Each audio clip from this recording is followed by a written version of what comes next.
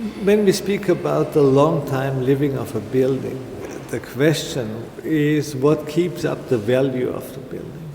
And the value of a building, in my opinion, or in my experience, or in all evaluations or researches we do, is the contribution to the surrounding, the contribution to the site.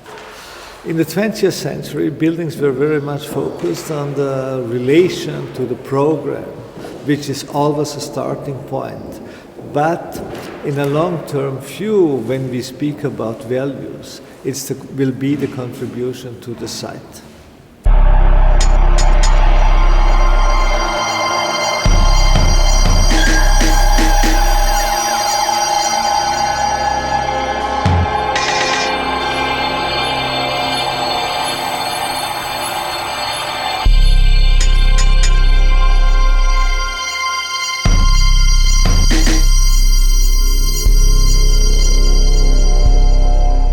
When you start to have this goal or this mind this idea in your mind, it is very necessary to have a deep understanding of the surrounding, of the site.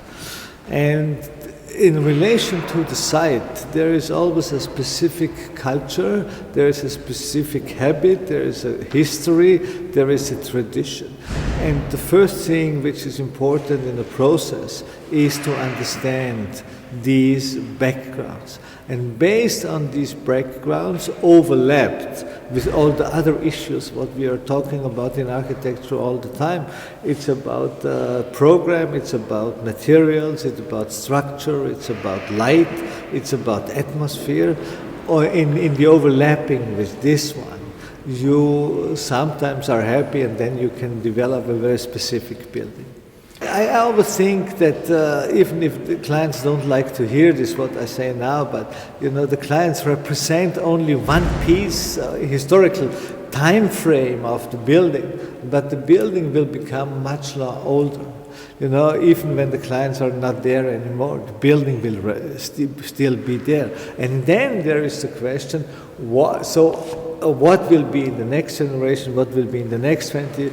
And so I always say the responsibility of an architect is to represent all those who are not represented in all the negotiations, in all the talkings, in all the finding a solution.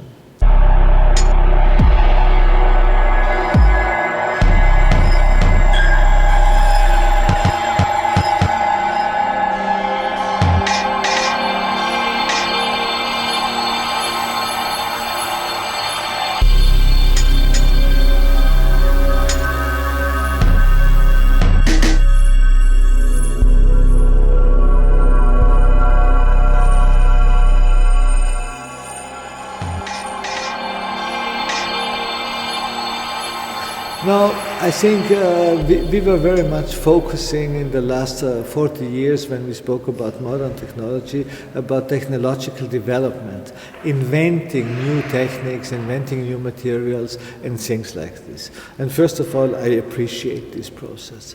But nevertheless, we must say that nowadays we have some experience with different kind of technologies, different kind of materials and things like this. And I believe we are in a situation where we can start to think about qualities, which means in the 20th century or in the last 50 years, we were very much focusing on quantities. Everything was measured by quantity. But in the future, I think quantity will be replaced by quality questions. And so when we start to speak about quality, we also have to start to talk about which kind of technologies were usual, were common, and at the same time, which kind of technologies can we replace. And in our global development, I think there is a very general development which did not touch architecture at this moment quite serious.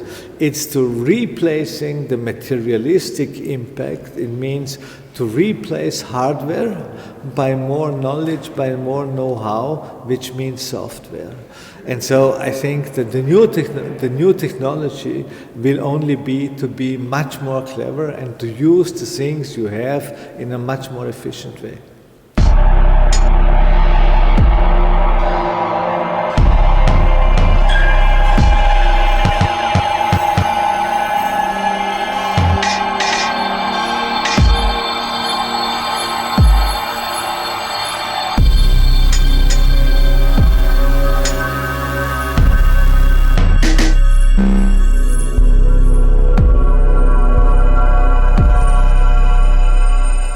These works, only represent very different situations, very different countries, very different cultural backgrounds in which we were working.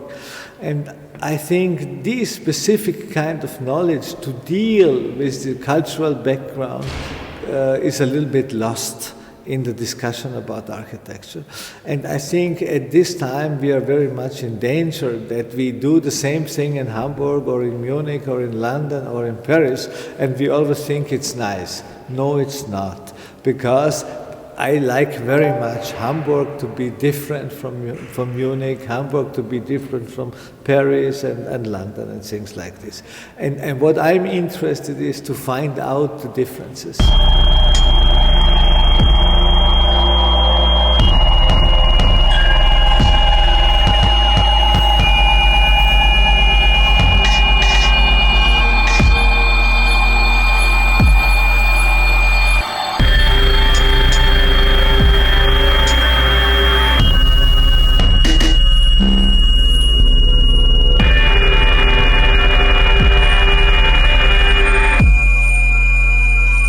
The name of the building is 2226, which only means something very simple.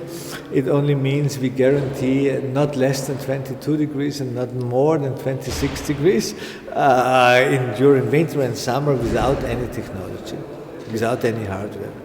This building has this idea, what I only mentioned before very shortly. It's this idea to use the things you have in the most efficient way. So in a traditional building, technology tries to generate conditions under which you as a human being appreciate or feel comfortable. And then your behavior becomes very important, because your behavior has a lot of impact onto these conditions. And the impacts you have as a human being, I only mentioned 4, but that's the temperature, that's the humidity, that's the carbon dioxide concentration, and that's the brightness. That's how. And so the idea of this building is very simple. We say we are not interested anymore in the conditions around the building. We are only interested in the conditions which are produced by the people who use the building and their impact. And the building has to react on what you as a human being, what kind of impact you do to the building. And that's a little bit a change in mind, First of all, we have this idea to generate, based on a relation to the outside, some conditions, and you as a human being have to react on this.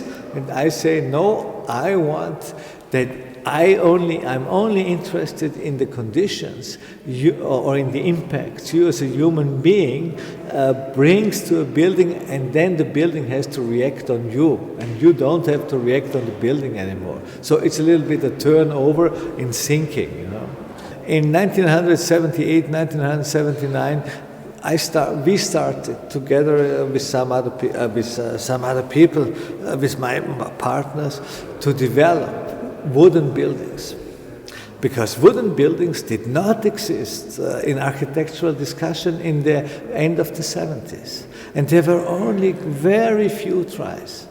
And I sometimes, when I do this building, I have the same feeling. Nowadays, wooden buildings are very popular, very common, everybody very well appreciated, very well accepted. And I think with this building, we do something once more. you know, which will be very well common, which will be very appreciated in 20 years, but it will take time. But I believe very strongly there's a big future for this kind of thinking, as there was a big future for doing wooden buildings.